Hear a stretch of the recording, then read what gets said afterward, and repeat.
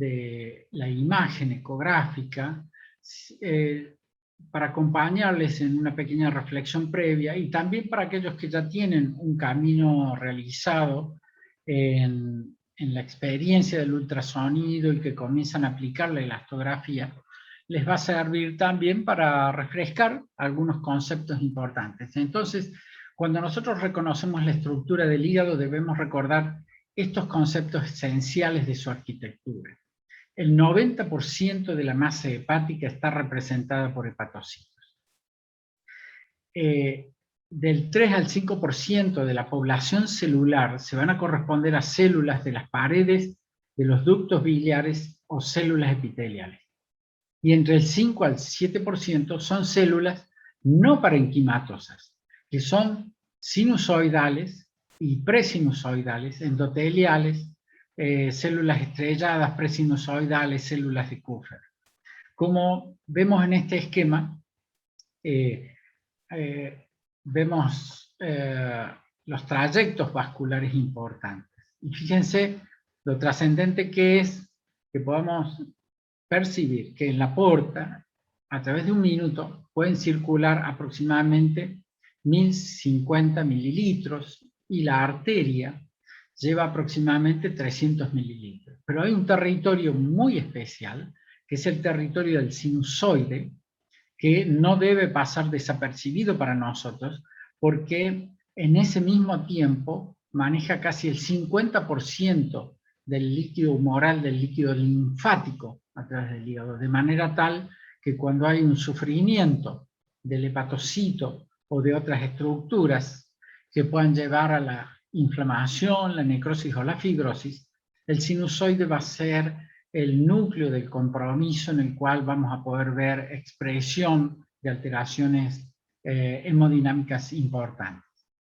Recordemos también la importancia que tiene como órgano productor de bilis, de sustancias como el glucógeno, vitaminas, hierro, síntesis de factores de coagulación, síntesis de proteínas, metabolismo de hormonas, de hidratos de carbono. Entonces, esto nos pone frente a una situación muy particular de un órgano que es vital, sustancial.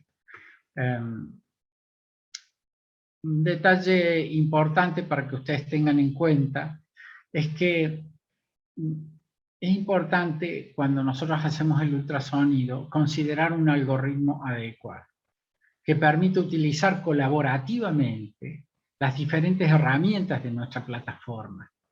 Entonces, en nuestras plataformas hoy tenemos el modo B, tenemos el Doppler y tenemos incorporada la elastografía.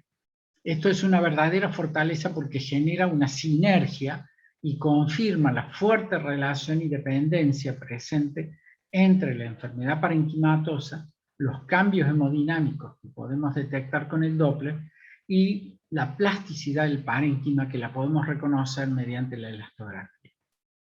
Entonces vamos a abordar esta presentación visualizando inicialmente el universo clínico de la enfermedad hepática, y luego, en una segunda etapa, abordar de manera especial la aplicación y el rol que va a jugar la elastografía combinada con el modo B y con el Doppler.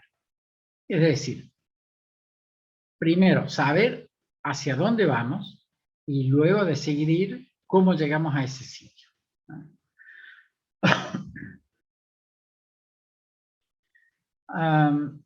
La enfermedad hepática difusa es, ustedes lo conocen muy bien, un problema de salud mundial. Y las diferentes etiologías y estadios de presentación de la enfermedad hepática deben hacernos centrar en el principal objetivo, que es el reconocimiento de la fibrosis. Porque la fibrosis trae aparejado un compromiso creciente en la evolución de la enfermedad. Entonces, datos importantes. Primero, recordar que el proceso de fibrosis es un proceso dinámico, y los pacientes con estadios de fibrosis 3 y 4, si fibrosis avanzada, tienen riesgo de complicaciones clínicas. Segundo punto, que pacientes con enfermedad hepática, la estadificación es muy importante para la toma de decisiones clínicas.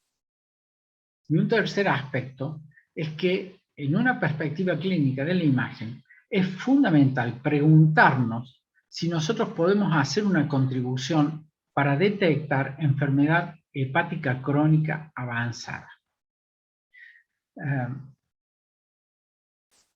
Simplemente estos detalles para mostrarles que existe un remodelado estructural y hemodinámico que lo podemos reconocer perfectamente con el modo B y con la ecografía.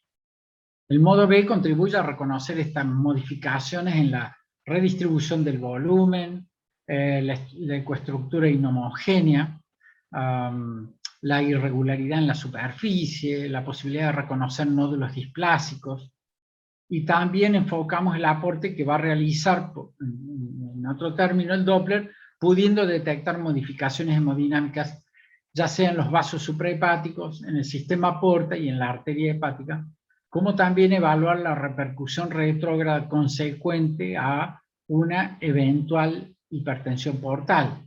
Entonces, podemos ver estos cambios estructurales, como les decía recién, en el aspecto de la pérdida de la homogeneidad, la superficie irregular, la presencia de líquido, y el Doppler, como en este caso, por ejemplo, que nos está mostrando la porta con un flujo que es reverso o repercusión retrógrada con esplenomegalia. Entonces, nosotros, además del modo B, tenemos la incorporación de la herramienta del Doppler que nos viene a fortalecer para hacer un camino de estadificación. Simplemente acá mostrarles cómo esta combinación entre el modo B y el Doppler podemos contribuir a estadificar inicialmente la enfermedad hepática y evaluar la presencia de hipertensión portal en diferentes estadios evolutivos. Simplemente con estos datos. Ustedes ya los conocen, seguramente los han visto, pero no puedo dejar de mencionárselos porque es parte del algoritmo que nosotros estamos proponiendo para avanzar en el reconocimiento y la estadificación de la enfermedad. Pero vayamos a lo que les planteaba originalmente. Veamos los escenarios clínicos que se nos van a presentar. Miren, vamos a tener, en primer lugar, este paciente. A nosotros se nos van a presentar 4 tipos de pacientes en el laboratorio, en el consultorio, en la clínica. El primer paciente que llega probablemente con un laboratorio y con hallazgos clínicos que pueden sugerir hipertensión portal, pero en ausencia de la enfermedad hepática conocida. Nosotros acá lo que tenemos que hacer es buscar los signos de cirrosis, causas no cirróticas, que podría ser trombosis portal, trombosis suprahepática, o causas cardíacas, o fístulas arterioportales, etc. El otro paciente que nos va a llegar es este paciente a evaluar. Nos piden una evaluación de un paciente que es portador de hipertensión portal con una enfermedad crónica probablemente compensada.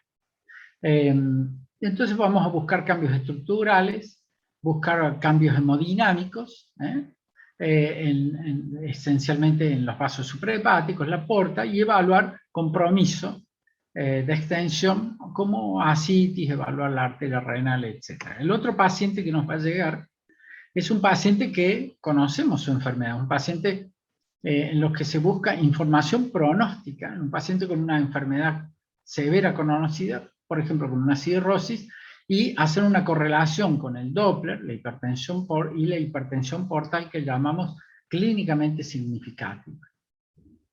O bien, este paciente que necesita el seguimiento, ¿por qué? Porque ha recibido un tratamiento para el manejo de la hipertensión portal o eventualmente ha recibido tratamiento para su enfermedad hepática, que puede ser de tipo infecciosa, como una hepatitis B o una hepatitis C. Entonces, ¿de qué nos valemos? Nos valemos de justamente de estas herramientas que nosotros tenemos acá, que son el modo B, el Doppler, en el reconocimiento y el cambio hemodinámico de las 3 estructuras vasculares principales, la porta, la suprahepática y la arteria hepática, y ahora nos valemos también de esta herramienta fundamental que es la elastografía. Entonces, debemos tener presentes que estas son 4 situaciones de contextos clínicos que vamos a ver habitualmente en nuestra consulta y tenemos que estar preparados para dar una respuesta eficaz a eso. En pacientes con enfermedad hepática difusa, las principales guías aceptan que la evaluación no invasiva para evaluar la fibrosis usando técnicas de elastografía pueden reemplazar perfectamente a la biopsia en varios escenarios clínicos. En estos casos, los objetivos principales se van a centrar en, primero, tratar de establecer con la mayor precisión posible el grado de fibrosis. ¿Por qué? Porque va a ser muy importante para planificar la terapia, para predecir la respuesta al tratamiento y para evaluar un potencial de malignidad en este hígado. El segundo gran objetivo va a ser ir a la búsqueda de la hipertensión portal.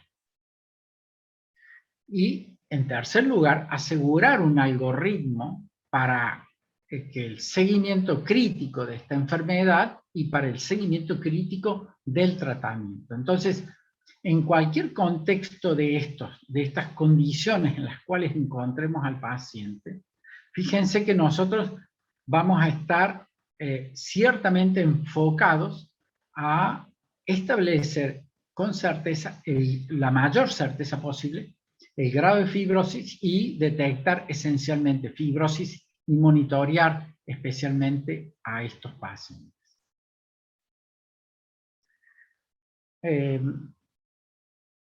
Cuando nos llega un paciente en condiciones extremas, no suele ser muy complicado ofrecer datos de certeza.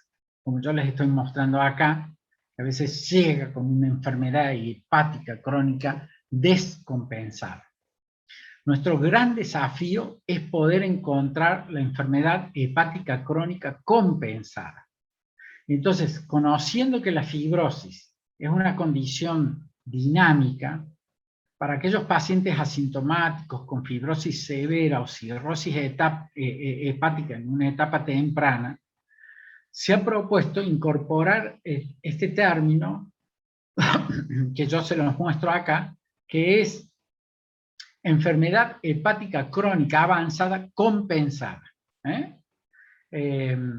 Entonces, la medición de la rigidez hepática se puede utilizar para evaluar la fibrosis hepática y también para definir la presencia de hipertensión portal. Entonces, nos vamos a valer estratégicamente de estas tres herramientas para contribuir sinérgicamente a la interpretación de esta enfermedad hepática. Entonces, modo B, Doppler, y lo que nosotros llamamos, en este caso, 2D Sherway, elastografía, que ya les voy a mostrar porque vamos a pasar directamente a la interpretación. Entonces, es muy importante refrescar las recomendaciones del consenso de hepatología, donde se aconseja utilizar métodos no invasivos en lugar de las biopsias de hígado para evaluar la gravedad de la enfermedad hepática antes de la terapia. De manera especial se está recomendando medir la rigidez hepática para estadificar la fibrosis hepática y la presencia de hipertensión portal, especialmente en pacientes portadores de hepatitis C crónica. Y dejamos la biopsia reservada para casos muy especiales en los que puede existir incertidumbre o bien patologías asociadas o superpuestas, es decir, posibles etiologías adicionales. Ese sería el término correcto. Bien. Aquí entonces les muestro rápidamente los enunciados objetivos que nosotros queremos revisar ahora, después de haberles planteado este universo clínico del paciente, que revisemos los principios rápidamente de la elastografía, que analicemos el uso que podemos hacer de esta herramienta para estimar la fibrosis y cómo la podemos incorporar nosotros en la práctica clínica.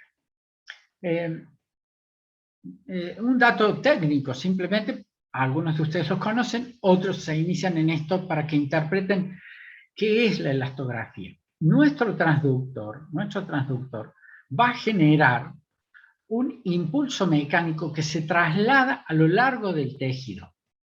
Este impulso de ultrasonido tiene propiedades físicas especiales. Es reflejado, es absorbido, es atenuado, y hay una transferencia de este impulso al tejido concreto dentro del parénquima hepático que se traslada. Entonces, la transferencia de energía hace que el tejido se mueva. El aumento de la energía en la onda de ultrasonido va a permitir esta fuerza creciente y por lo tanto el movimiento. El movimiento del tejido va a permitir dos adquisiciones elastográficas.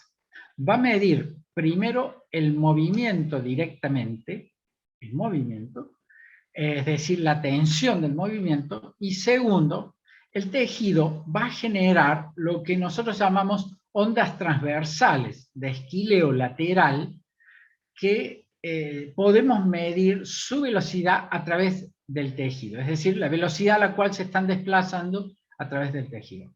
De esta manera, si la velocidad de la onda transversal la velocidad de la onda transversal, digo, va a ser proporcionalmente directa a la rigidez. Entonces, si esta onda transversal es más rápida, se interpreta que el tejido es más rígido. Nuestro equipo cuantifica objetivamente lo que puede leer la velocidad de traslación de la unidad, ya sea en kilopascales o en metros por segundo. Entonces, genero esta onda, este shot, este impacto sobre el parénquima hepático, y vamos a poder leer en el retorno que hace hacia el transductor las velocidades de estas ondas transversales. Esto es el principio fundamental de la elastografía para que ustedes lo comprendan como herramienta práctica. ¿Qué métodos tenemos? Bueno, lo primero que surgió en la interpretación elastográfica es la elastografía de transición o FibroScan, que es, digamos, una elastografía ciega. Se hace un disparo ciego y se lee a través del parénquima.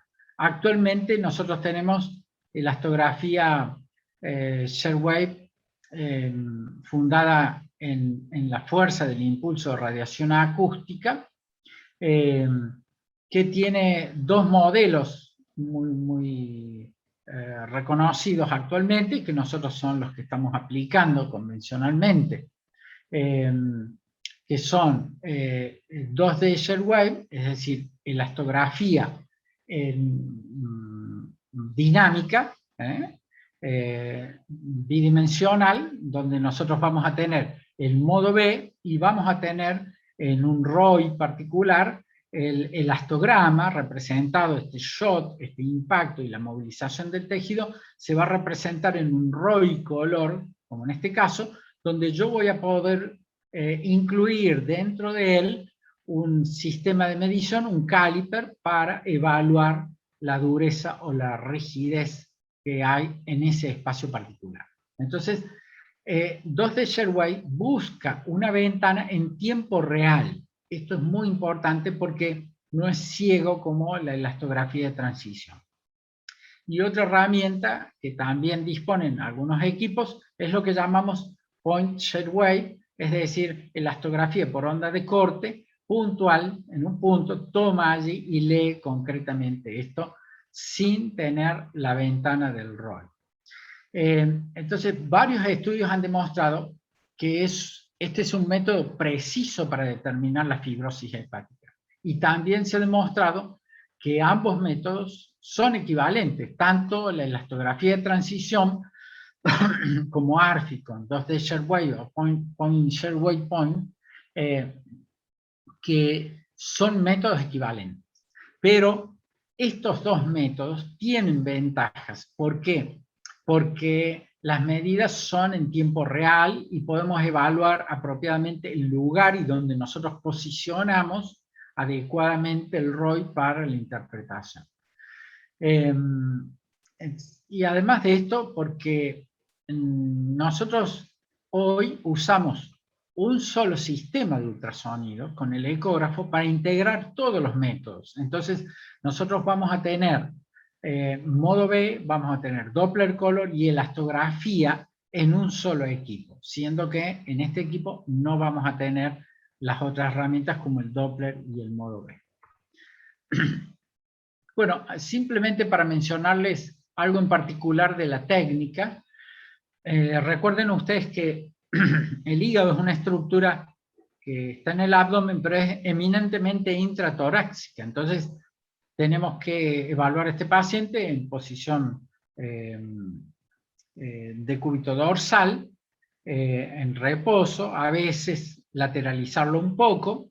En general tenemos que usar alguna técnica, como ya les muestro ahora en este caso, tratando de usar una técnica lo más depurada posible, tratar de colocar el ROI por lo menos más allá de los 15 milímetros de la cápsula, porque mientras más cerca de la cápsula está, hay más rigidez, y esto puede generar errores en la interpretación, lo más perpendicular posible a la cápsula, evitar entonces la superficialidad, evitar el contacto con vasos de grueso calibre que nos pueden alterar el ROI, evaluar la profundidad. Nosotros obtenemos los mejores datos aproximadamente a los 4 centímetros, pero podemos extendernos un poco más, se menciona hasta los 8 centímetros, pero lo óptimo es que nos movamos en el rango de los 4 centímetros para situar el ROI. Tratar de ser lo más perpendicular a la cápsula, evitar la respiración, pedimos al paciente que quede en reposo respiratorio, una respiración neutral, y evitar estos ROI defectuosos. Sí, son cuestiones técnicas que es importante tenerlas en cuenta, pero la adquisición es muy simple, es muy fácil y es muy rápida. Sí tenemos validación de calidad porque hay diferentes plataformas, entonces la validación de calidad la podemos conseguir nosotros universalmente consensuando este criterio de calidad, porque hay muchos equipos. Entonces, para que todas puedan ser validadas adecuadamente en cualquier parte del mundo, tomamos lo que se llama el índice intercuartil medio como un estándar de calidad, ya sea para la referencia en kilopascales o en metros por segundo.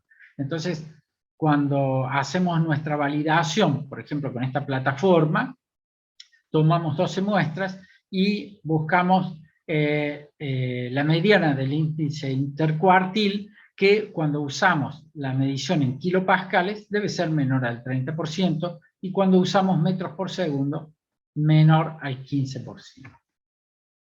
Bueno, simplemente datos técnicos. En algunos casos podría ocurrir que exista sobreestimación de fibrosis, que pueden ser por causales orgánicas o vinculadas con problemas técnicos.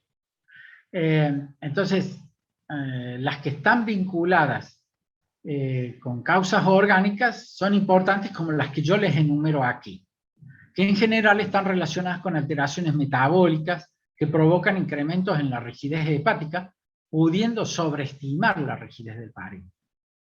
Y por otro lado están las causas técnicas, por ejemplo, que el paciente no esté en ayunas, que haga inspiración profunda o que tenga movimientos inestables, o que la muestra que nosotros podamos adquirir esté a menos de 1.5 centímetros de la cápsula de Gleason, o que sea un muestreo muy profundo, más allá de los 8 centímetros, o muestrar el lóbulo izquierdo, que en general suele ser un poco más rígido. Las principales series de investigación inicial y muchas actuales han correlacionado los hallazgos elastográficos con el score patológico bajo la nomenclatura Metavir. Y en los años que han transcurrido y con diferentes plataformas hemos podido realizar muy buenas correlaciones entre rigidez con inflamación, necrosis y fibrosis, como les muestro en esta tabla. Lo importante es que en este trayecto hemos vinculado la elastografía con los datos clínicos, bioquímicos, los hallazgos del MOVE y del Doppler. Y esto ha permitido avanzar y consensuar para la aplicación eficiente de la elastografía. Entonces, de acuerdo a la plataforma que nosotros tenemos, supongamos esta plataforma específica, nosotros sabemos que entre 6.4 y 6.6 kilopascales podemos tener fibrosis estadio 1 para el escormetavir. Y si estamos con kilopascales por encima de 9.3, podemos estar en condiciones de hablar de fibrosis severa estadio 4 o de cirrosis. Bien, como yo les decía, esto se ha ido consensuando y se han ido validando en diferentes equipos. Cuando hablamos de mayor rigidez, señalamos que existe mayor cantidad de fibrosis hepática. Las primeras líneas de corte fueron realizadas por la ecografía de transición, que yo les decía, ecografía ciega, donde nosotros vamos viendo de manera creciente que a mayor rigidez se corresponde un estadio de mayor compromiso de fibrosis en el parénquima hepático. Estas fueron totalmente validadas luego por lo que llamamos 2D Sherway, que es la elastografía bidimensional dinámica. Pero como yo les muestro en esta tabla, para que ustedes puedan reconocer en primer lugar que los estadios evolutivos de fibrosis van a estar fuertemente relacionados con la etiología de la enfermedad.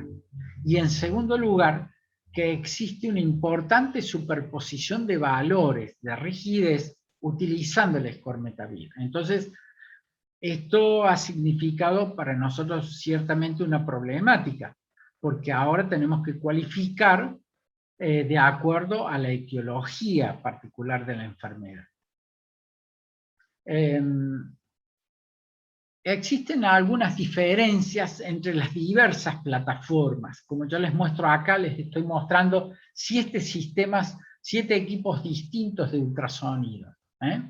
Pero observen que no se requieren valores extremos de corte para cada equipo, especialmente cuando queremos determinar la probabilidad de enfermedad hepática crónica. Además de esto, las guías y consensos que hemos ido teniendo en los últimos años están en constante evolución y acompañando el desarrollo tecnológico y la evidencia de la práctica cotidiana. Nosotros en el consenso 2020 de radiólogos se incorporó el concepto clínico de enfermedad hepática crónica avanzada compensada o descompensada. Entonces, yo les dejo algunos de estos conceptos para que ustedes vayan interpretando cómo nosotros hemos ido creciendo en la práctica y vamos haciendo ajustes. Primero, nosotros no debemos superponer o mediar con diferentes plataformas. Esto significa que si nosotros hemos leído a este paciente elastográficamente con una plataforma, con un equipo, deberíamos hacer el seguimiento con ese mismo equipo. En segundo lugar, considerar que el mejor valor de corte depende de la enfermedad subyacente. Es decir, a veces vamos a tener enfermedad de origen viral y esta se va a expresar de una manera muy particular, distinto que si tenemos enfermedad autoinmune o una enfermedad metabólica o una enfermedad tóxica hepática. Tercero, es más importante detectar o descartar una enfermedad significativa que proporcionar un exacto dato de fibrosis hepática mediante el uso del sistema de puntuación metabólica. Entonces, fíjense que esto es muy importante porque nosotros ya lo estamos incorporando con un concepto clínico, es decir, no tratamos de tener tanta certeza de la fibrosis, es decir, de la rigidez de manera concluyente, sino tratar de detectar enfermedad significativa. ¿Para qué? Para que podamos establecer si hay enfermedad compensada o si hay enfermedad con hipertensión portal clínicamente significativa. Entonces, nosotros durante los primeros años, en el segundo consenso de radiólogos, se propuso establecer la regla de los 5 a fin de poder realizar una aproximación en el reconocimiento de bajo riesgo de fibrosis o bien de fibrosis clínicamente compensada, o bien de hipertensión portal clínicamente significativa y cirrosis, como yo les muestro acá. Esto les queda grabado a ustedes lo pueden repasar perfectamente. En ese consenso, hasta los 10 kilopascales, se incluía a pacientes con bajo riesgo de fibrosis clínicamente significativa. En los mayores de 15 kilopascales se incluía a pacientes con alto riesgo de fibrosis o cirrosis avanzada, es decir, F4 y algo de F3, y a más de 20 kilopascales a pacientes que probablemente tenían hipertensión portal severa. A partir del 2020 se realiza una propuesta ajustada que modifica estas relaciones con la regla del 4, que es mucho más realista y está basada en la evidencia de nuestra práctica diaria. Como pueden ver, se otorga relevancia en casos que posean rigidez menores de 9 kilopascales que ante algún signo ecográfico bioquímico se oriente o se recomiende descartar enfermedad hepática. Entonces, si nosotros tenemos menos de 5 kilopascales, es altamente probable que este paciente sea portador de un hígado totalmente sano o normal. Es altamente probable.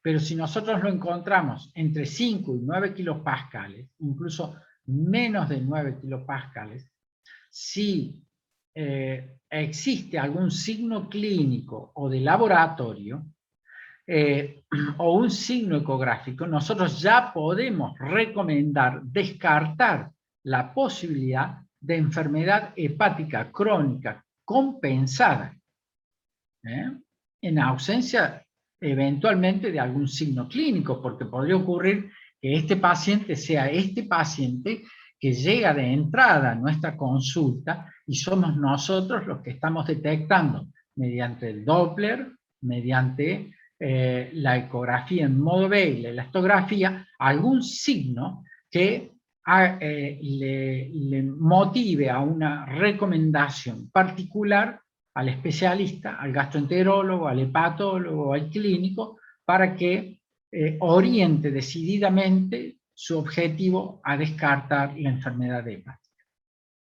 Cuando tenemos entre 9 y 13 kilopascales, ya aparecen signos concretos de enfermedad hepática crónica avanzada, pero va a necesitar seguramente los test de confirmación, ya sean bioquímicos. No, les estoy hablando de un paciente que viene de entrada.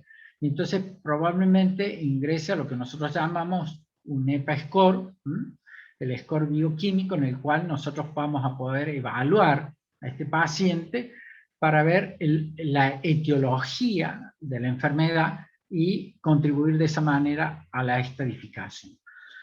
Cuando nosotros tenemos más de 17 kilopascales, ya estamos seguramente frente a lo que conocemos como hipertensión portal severa, clínicamente significativa, que sugiere que puede haber en estas condiciones varices y compromiso hemodinámico retrógrado importante. Les voy a mostrar algunos casos clínicos para que ustedes puedan ir interpretando cómo nosotros podemos ir aplicando esto. Acá tenemos un paciente portador de una probable enfermedad hepática crónica, que lo estamos viendo de entrada con un hígado discretamente heterogéneo, donde ha remodelado volumétrico, porque estamos viendo el lóbulo izquierdo y un lóbulo caudado muy voluminoso, donde se ven estrías de atenuación, un hígado discretamente hipocogénico.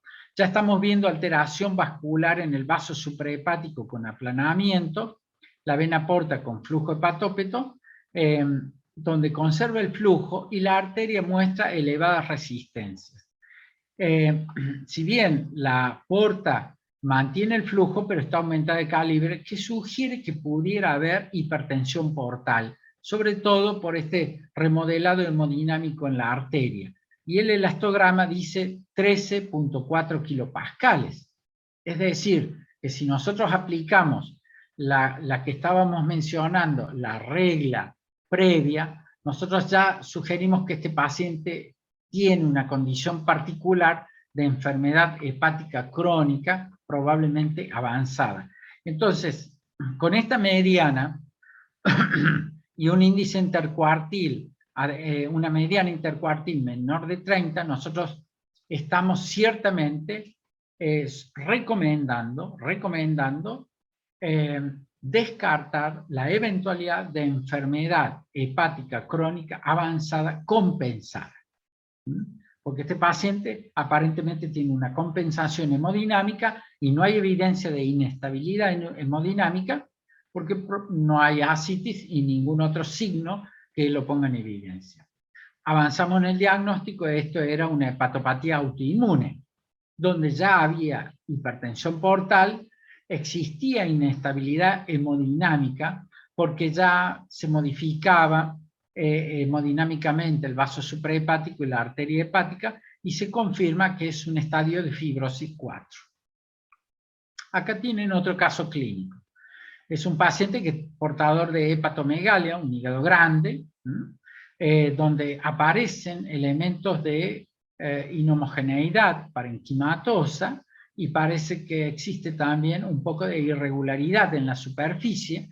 Hay remodelado en el vaso suprahepático, la vena porta conserva perdón, acá se ve la vena porta, esta es la arteria con resistencia elevada, la porta mantiene su flujo, probablemente esté grande porque el vaso se expresa aumentado de volumen, y el elastograma nos dice 19.5 kilopascales, ¿sí?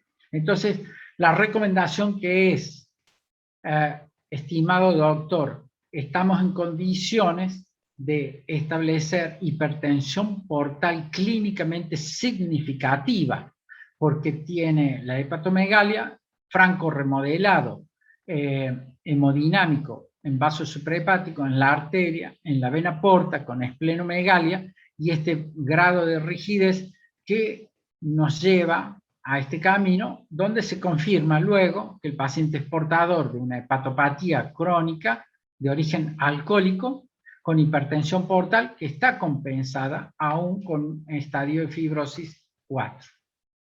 O este caso, también donde vemos el hígado heterogéneo, con la superficie irregular. Observen ustedes, acá les estoy mostrando un clip dinámico. Se ve muy bien la superficie irregular del lóbulo izquierdo. Se observa perfectamente la porta permeable, estamos reconociendo el flujo de ella. La arteria se expresa con una resistencia elevada. Aquí estamos visualizando correctamente la vena porta, aumentada de calibre, la vesícula biliar, y el elastograma que nosotros hacemos, que nos muestra una mediana elastográfica para 25 kilopascales, ¿sí? Cuidado con esto, porque cuando nosotros estamos por encima de los 25 kilopascales, es altamente probable no solamente la hipertensión portal, sino la presencia de varices esofágicas. Con la mediana el intercuartil medio de 9.2 nos confirma que estamos haciendo una lectura bastante coherente de lo que está pasando en este parénquima hepático. Entonces, la recomendación es justamente hipertensión portal severa, clínicamente significativa. El diagnóstico final de este paciente fue hemocromatosis, con hipertensión portal compensada y cirrosis. Acá tenemos otro caso, 4, simplemente para mostrarles algunos datos. La vena porta, el flujo hepatópeto, la arteria que está pegadita a la porta, pero nos está mostrando el flujo con alta resistencia, y estamos evaluando el elastograma, donde nos da una mediana para 7.4. ¿Sí? Entonces, ¿qué datos tenemos acá? Simplemente, algunos datos nos está poniendo entre 5 y 9 kilopascales. Esto quiere decir que si vemos signos ecográficos, tenemos que pensar que este paciente puede ser portador de una enfermedad hepática y tenemos que advertir esto para hacer la correlación. Y entonces la recomendación es, doctor, es probable que estemos frente a una enfermedad hepática crónica compensada, ¿sí? ¿Qué era esto? Esteatohepatitis. Esteatohepatitis. Bien, hoy estamos en condiciones de evaluar un poco mejor la esteatohepatitis, porque aún estábamos con los equipos convencionales con dificultades. Hoy nosotros podemos disfrutar perfectamente, bueno, no todos los tienen disponibles, pero actualmente ya tenemos plataformas en las cuales se está desarrollando el software para establecer la cantidad de grasa depositada en el hígado. Y para esto se usan los datos crudos de las señales de ecos, de estos ecos que yo les decía, que retornan al transductor y se conocen como ecos de retrodispersión. De esta manera vamos a relacionarlos con los hallazgos, ya sea en decibeles por centímetros por segundo, y podemos hacer una inferencia del grado de esteatosis, de acuerdo justamente a la atenuación y la retrodispersión que nosotros podamos encontrar en este parénquima hepático. Y entonces ya está bien encaminado el algoritmo para que nosotros podamos decir la cantidad de grasa que hay en distintos estadios de esteatosis hepática, que puede tener distinto origen. Lo cierto es que nosotros sabemos que la enfermedad grasa, con distinta etiología, puede evolucionar de manera tórpida, el 15% de ellas evolucionar hacia una esteatohepatitis y luego hacia una cirrosis.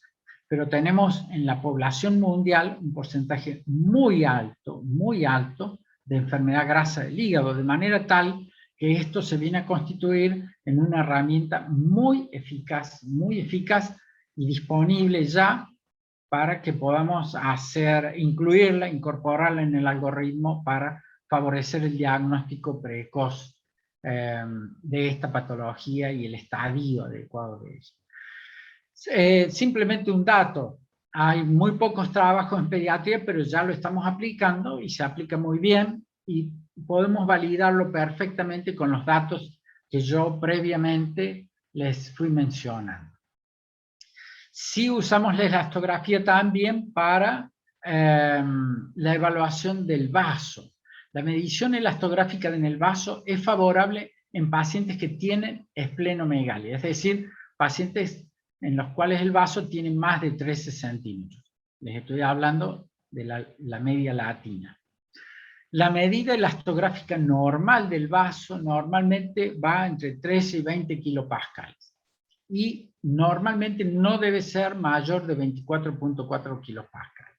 Si pasa este límite, nosotros pensamos que ya está incluido dentro del plano de hipertensión portal clínicamente significativa. Y con estos datos que yo les aporto acá, la hipertensión portal incrementa siempre la rigidez esplénica, pero no hay una correlación lineal entre rigidez hepática y rigidez esplénica. Esto hay que prestarle atención. Si vamos a aplicar las mismas instrucciones que aplicábamos para la evaluación elastográfica del hígado en el vaso, la misma técnica. Vamos a tener la misma confiabilidad si lo hacemos de la misma manera. ¿De acuerdo? Y entonces, ¿qué es lo que vamos a buscar? Un espacio intercostal con acceso directo al parénquima esplénico, alinear bien la zona. Entonces, si la rigidez del hígado, si la rigidez esplénica es de 25 kilopascales o mayor, generalmente se va a corresponder con hipertensión portal clínicamente significativa. Si la rigidez del hígado es inferior a 20 kilopascales y las plaquetas en este paciente, el conteo, es mayor a 150, se puede descartar la presencia de riesgo de sangrado varicoso y de un adecuado manejo clínico pudiendo incluso hasta evitar la endoscopía.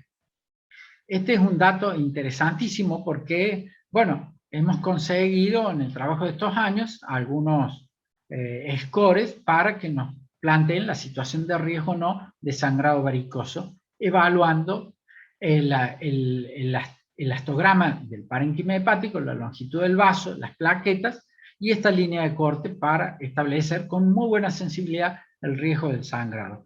Pero un elastograma esplénico mayor de 45 kilopascales o de 3 metros por segundo nos pondría en situación de avalar un riesgo de sangrado varicoso. ¿De acuerdo?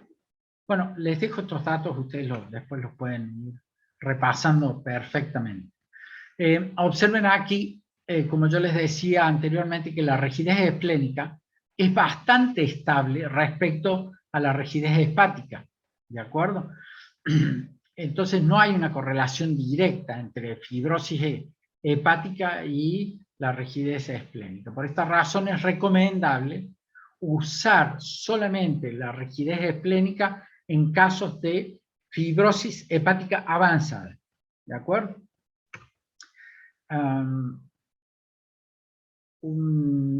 Bueno, el impacto que tiene actualmente la aplicación del Doppler y las elastografías, se los anuncio acá, que era lo que nosotros realmente buscábamos cuando yo les mostré este universo clínico de pacientes, es decir, está haciendo una fuerte contribución para la estadificación de la enfermedad hepática, para el diagnóstico de la fibrosis y de la cirrosis, esencialmente para poder establecer adecuadamente el tratamiento y las prioridades, de extrema utilidad para evaluar la hipertensión portal, ya sea de nuevo, este paciente que aparece inicialmente o una ya conocida, o evaluar esta hipertensión portal de origen desconocido.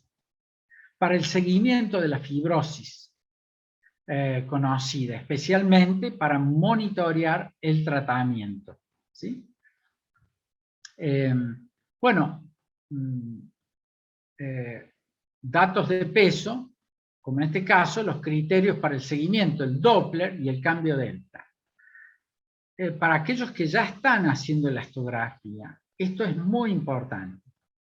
Nosotros, ¿qué quiere decir que usemos el cambio delta? Quiere decir que nosotros podemos hacer una aproximación a la condición de fibrosis o de enfermedad hepática en distintos estadios de fibrosis con el primer estudio basal que hemos hecho. Pero el verdadero valor que va a tener es en el seguimiento del paciente cuando nosotros aseguremos estabilidad hemodinámica, ya sea en el eje porta arterial o el compromiso retrógrado, y considerar ese elastograma basal, pero post-tratamiento. Esto ha modificado también el concepto inicial que nosotros teníamos antes. Nosotros cuando hacemos de entrada la elastografía, vamos a hacer un camino de aproximación. Usemos la escala del 4, el algoritmo del 4, de 5 a 9 kilopascales, de 9 a 13 kilopascales, vayamos haciéndolo en forma creciente, pero lo que va a tener importancia no va a ser ese primer dato crudo que vamos a obtener. El primer dato importante va a ser el elastograma basal post-tratamiento.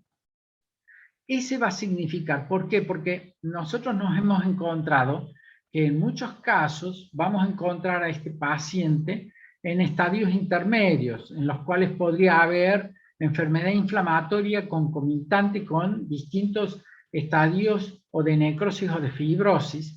Y entonces este paciente que ya inicia el tratamiento, ya sea un tratamiento antiviral, ya sea un tratamiento específico para un trastorno metabólico, etc., nuestra reevaluación va a ser el punto de partida real, y entonces a partir de allí nosotros vamos a tomar esto que llamamos el cambio delta, que vamos a establecer situaciones de riesgo cuando este nuevo elastograma basal post-tratamiento comienza a modificarse en más del 10%. Entonces, allí vamos a poder hacer inferencia de estabilidad o inestabilidad, de involución o de evolución, de progresión de enfermedad. ¿De acuerdo?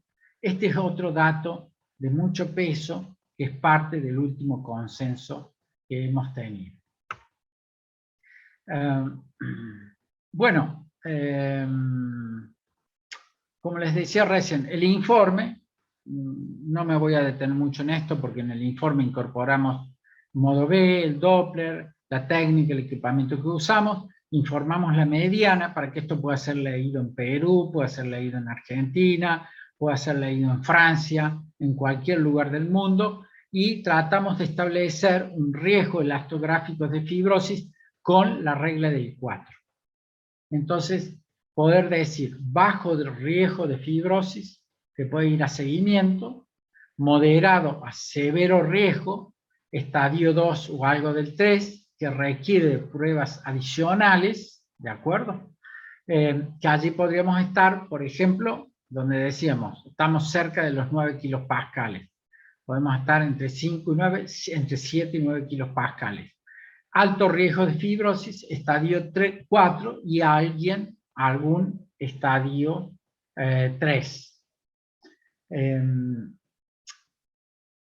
Bueno, aquí entonces nuestros objetivos rápidamente enunciados. La elastografía es una técnica no invasiva para identificar y estadificar estadios de fibrosis y debe ser usada de manera propia. Entonces, hay que interpretar los valores elastográficos siempre relacionados al escenario clínico, a la prevalencia de la enfermedad que está en estudio, a eventuales comorbilidades y también a la etiología de la enfermedad hepática. La elastografía siempre debemos realizarla conociendo las limitaciones actuales que hay, pero también reconociendo la historia clínica y un laboratorio básico, porque esto va a ser muy importante para poder generar este algoritmo y fortalecer un poco esto de la anamnesis, el examen clínico, la ecografía en modo B y el Doppler, que van a ser siempre recomendadas previos a la elastografía. Bueno, simplemente parte de los desafíos que tenemos para el futuro, para ir terminando. ¿A dónde vamos? Vamos al control longitudinal de la fibrosis, que era lo que yo les mencionaba recién. Es decir, vamos a llevar a este paciente a largo plazo y con estas 3 herramientas vamos a ir al seguimiento, especialmente a establecer el delta de este paciente y reconocer estadios involutivos o evolutivos de enfermedad, y ya reconocemos y estamos reconociendo que hay pacientes que son portadores de fibrosis que luego del tratamiento regresiona la fibrosis, los estamos encontrando en estadios que mejoran la condición del hígado y su función metabólica. Este es un dato importantísimo que estamos consiguiendo con la elastografía. Valor pronóstico sobre todo para las hepatitis infecciosas, las hepatitis virales, porque de acuerdo a las condiciones en las cuales nosotros encontremos a estos pacientes, vamos a poder hacer una fuerte contribución para la estrategia del tratamiento y del seguimiento. Por supuesto, para predecir los riesgos, como mencionábamos, la hemorragia, el riesgo de la inestabilidad hemodinámica, con la aparición de ascitis, encefalopatía, síndrome hepatorenal, etc. El gran tema, inflamación versus fibrosis, que ese era hasta este tiempo nuestro gran problema. Pero hoy con las imágenes de dispersión, retrodispersión, como ya les mencionaba, este camino se va allanando y entonces vamos teniendo ya la oportunidad de poder identificar adecuadamente distintos grados de impregnación grasa del hepatocito para poder prevenir la evolución de la enfermedad. Un dato interesantísimo es que seguimos trabajando con la rigidez esplénica, porque la rigidez esplénica nos va a ir aportando estos datos para ir entramando y diseñando estrategias para este paciente con enfermedad hepática crónica avanzada. Y un gran tema y un gran desafío que lo tenemos en las manos es la caracterización de tumores, que ya estamos trabajando con esto, es decir, de acuerdo al grado de rigidez de la lesión focal, poder hacer inferencia si corresponden a lesiones que se orientan más hacia la benignidad que hacia el secundarismo o lesiones tumorales primitivas malignas. Bueno, simplemente esto, disculpen la velocidad porque es un tema extenso en el cual hemos estado trabajando mucho tiempo, muchos años, pero bueno, he querido acompañarles con toda esta reflexión para que vean las posibilidades de la herramienta, agradecerles mucho la escucha, les dejo allí mis datos particulares para cualquiera de ustedes que tenga una necesidad o una consulta en especial.